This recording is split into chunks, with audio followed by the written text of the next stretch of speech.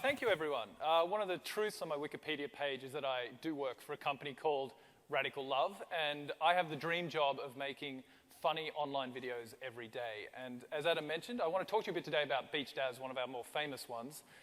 Just in case none of you have seen it, I thought we'd start by having a quick look.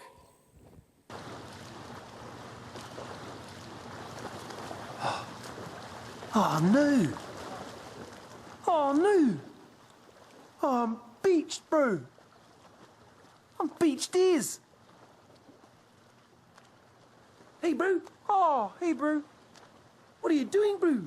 Dude, I'm beached Daz. Oh, shit. You're beached Daz. Tell me something I don't know. Bro, you're heaps beached, eh? So beached. I'm beached Daz. Do you want a chip, bro? As in a chip? Yeah, chip. A potato chip. This one, chip. A chip. I would know, bro, but I don't eat chips. Well, that's shit. No, I only eat plankton. Plankton? Can't chew, bro. Try chip, bro. No, I will. I can't chew. Just try chip, bro. You don't understand. I might look big, but I can't chew, bro. I only have plankton. That's pretty deceptive. Oh, no, it's very misleading. Do you have any plankton? I'll go and check over here. Do you happen to have a bucket or a hose, bro? I need to get wet ASAP. Are you pretty parched? I'm parched Daz. And I'm beached, bro. You're beached Daz. Oh, no.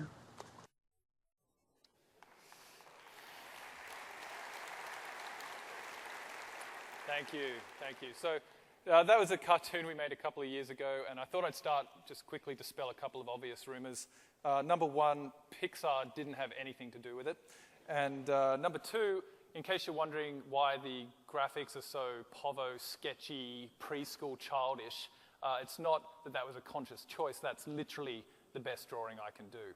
So, you know, Beach Daz, it began as a $16 weekend project, and it turned into this multi-million-dollar brand. And the story of that journey is very much the story of curiosity embraced. I am a very curious person. I love grabbing things and ripping them apart. And I was trying to think up a very kind of poignant kind of example to illustrate my curiosity. And I wasn't really sure what to use, but then I found an old exam that I did in ancient history in high school, and it kind of talked about the ancient god Curious.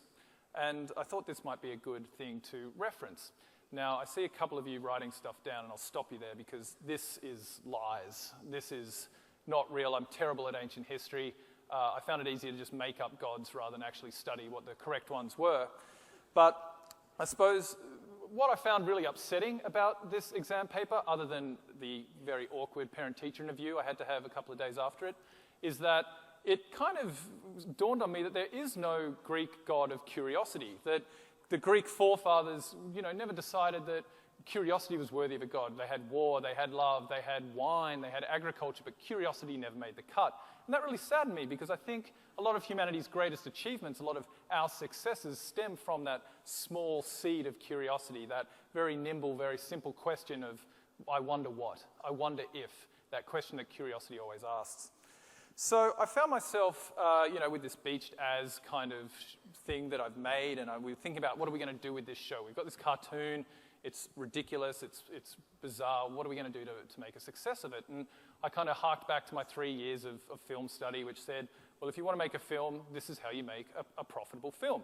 You know, you start with an idea, you move into funding, we had that covered, then you get to a film festival, which will take you to a box office, which will get you to a TV network, which will end up in a $5 bin in JB Hi-Fi, and that's the lifespan of an Australian film.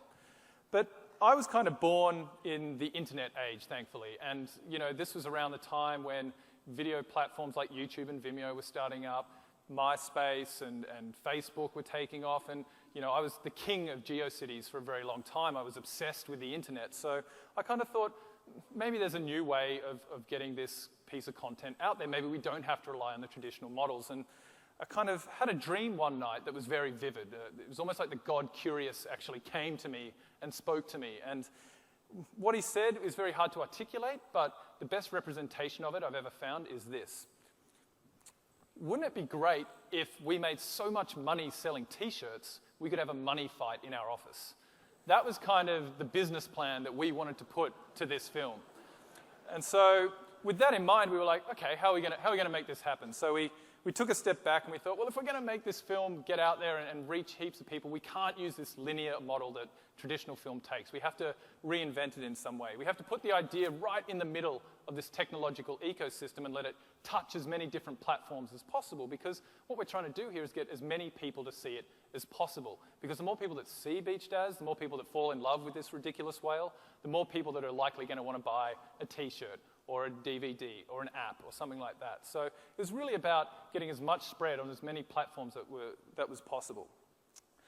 And surprisingly, it worked. And I think the reason it worked is that the internet has this underlying truth to it that it is curiosity's playground. I mean, I think what moves and has made the net and what crafts it is this underlying human love of curiosity. What motivates us to reach out and click is to find out what is on the other side of that link, what is inside that attachment. These are kind of the curious questions that engage us, that motivate us, and that craft and design and engage us on the web.